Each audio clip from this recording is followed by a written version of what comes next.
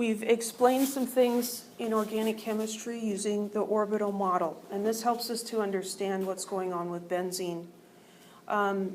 Each of these carbon atoms is attached to 3 other atoms, 2 carbons and 1 hydrogen.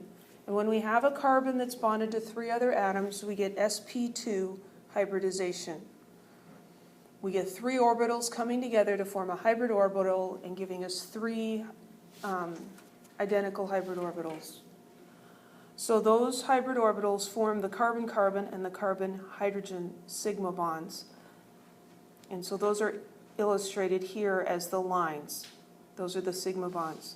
There's the 4th orbital, the p orbital that's unhybridized, and each carbon has 1 electron in that p orbital. So all 6 of these carbon atoms have a p orbital with 1 electron.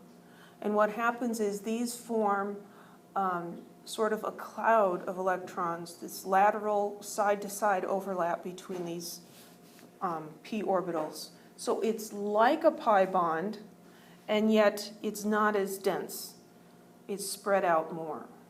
So these orbitals are going to overlap laterally, and this is that half bond, if you will, of the 1.5 bond between the 2 carbons. There are 2 different symbols. Well, maybe I should ask you, does anybody have any questions about this? Because this is an important idea. Does that make sense?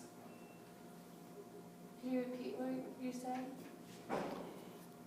Yes. So each of these carbon atoms is sp2 hybridized.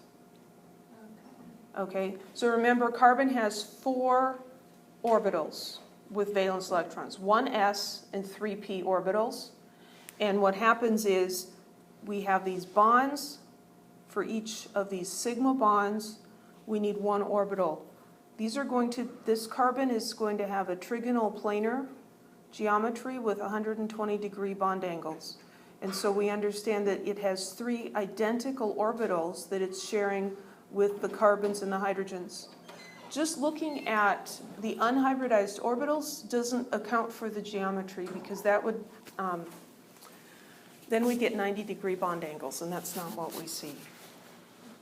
So let me see if I can draw that. Do you remember we had this idea? So there's the P, and here's the S, and we had 2 in here and 2 up there. And what happens is that this electron gets promoted up to there. Let's see if I can do that without making too much of a mess.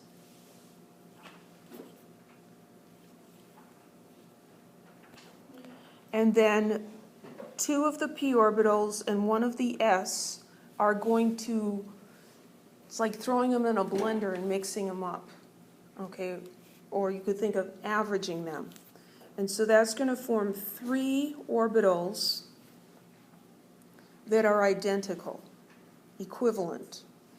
And then we still have that p orbital. And so we have these guys, and we call those sp2 because we took 1 s orbital and 2 p orbitals and we mashed them together. And we had pictures earlier of what those look like. And then we have this guy up here. So these are the ones that are involved in the bonds to the other atoms. And then each of these carbons has that 1 electron, and that's what's illustrated here, is that unhybridized p orbital. And that's going to be perpendicular to the plane that all these other bonds are in. And then these can overlap side to side to form a sort of a pi bond, but it's not exactly the same as what we saw for the double bonds. Does that help? Yes. It's one of those things that's hard to get your mind around. But it helps us to understand, and the reason we're going over it at all in here is to help you understand what these things are doing. Question? So they are pi bonds? They are pi bonds because pi bonds are side-to-side overlap. But it's not exactly the same as a double bond because we have 6 electrons, but they're spread out over 6 atoms instead of 2 electrons being just between 2 atoms.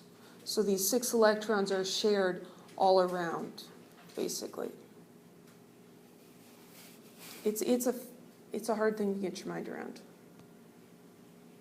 And, it took chemists studying this a long time to figure out what was going on. Any other questions?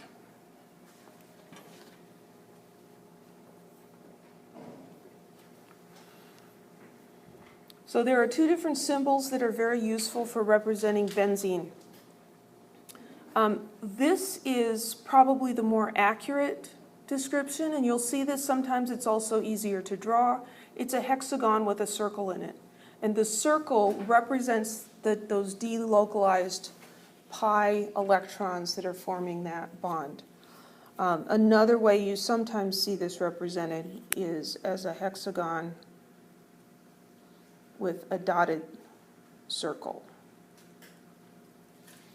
And this dotted circle is intended to look like these two, three, learn to count, 3 double bonds that are just spread out.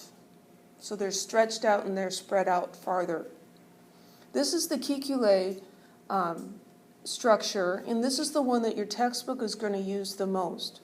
This is not the most accurate description of what benzene is like, but because we can see where those pi electrons are, it helps us when we look at mechanisms to see where the electrons are going.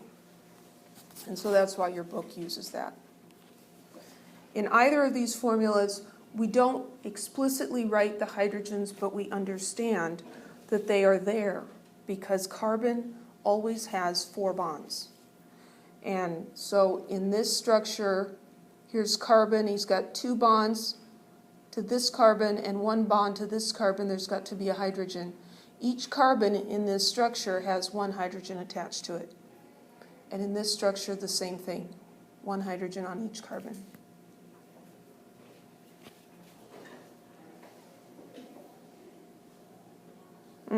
Blank slide. I wonder what happened there.